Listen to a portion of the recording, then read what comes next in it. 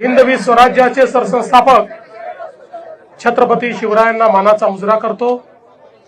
भारतीय राज्यघटनेचे शिल्पकार भारतरत्न डॉक्टर बाबासाहेब आंबेडकर यांना मानवंदना अर्पित करतो।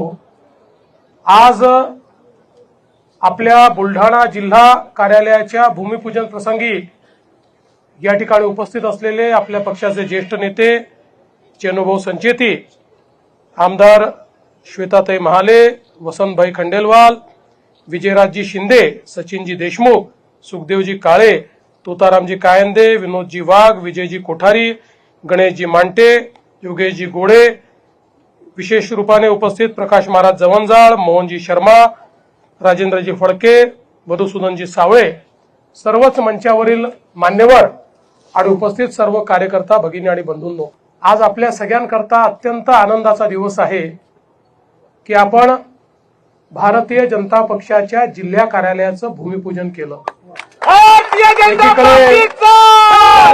आपले नूतन अध्यक्ष विजयराजजी यांच्या कन्याच्या विवाहाच्या निमित्ताने त्याही ठिकाणी आम्ही वधूवरांना शुभाशीर्वाद दिलाय आणि आता हे मंगल कार्य नुकतंच या ठिकाणी पूर्ण झालेलं आहे आणि मला विश्वास आहे की बुलढाणा जिल्ह्याची टीम 1 ते 1.5 वर्षात अतिशय भव्य असं कार्यालय या ठिकाणी निर्माण करेल।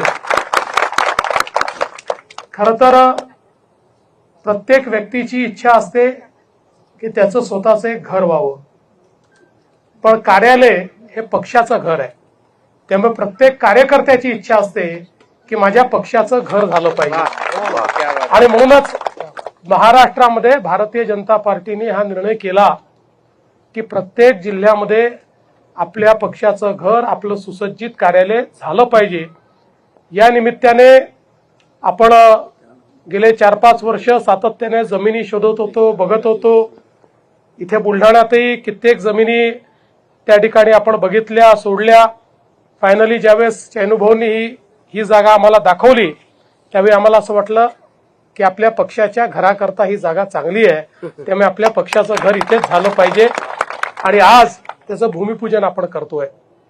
मला आनंद आहे की जवळजवळ सगळ्या जिल्ह्यांच्या जिल्हा कार्यालयाचं एकतर काम सुरू झालेलं आहे किंवा काहींचं काम देखील पूर्ण झालेलं आहे। त्यामुळे येत्या काळामध्ये महाराष्ट्रामध्ये भारतीय जनता पक्षाचा एकही जिल्हा असा असणार नाही की ज्याचं स्वतःच्या मालकीचं घर, स्वतःच्या मालकीचं कार्यालय त्या ठिकाणी नाही।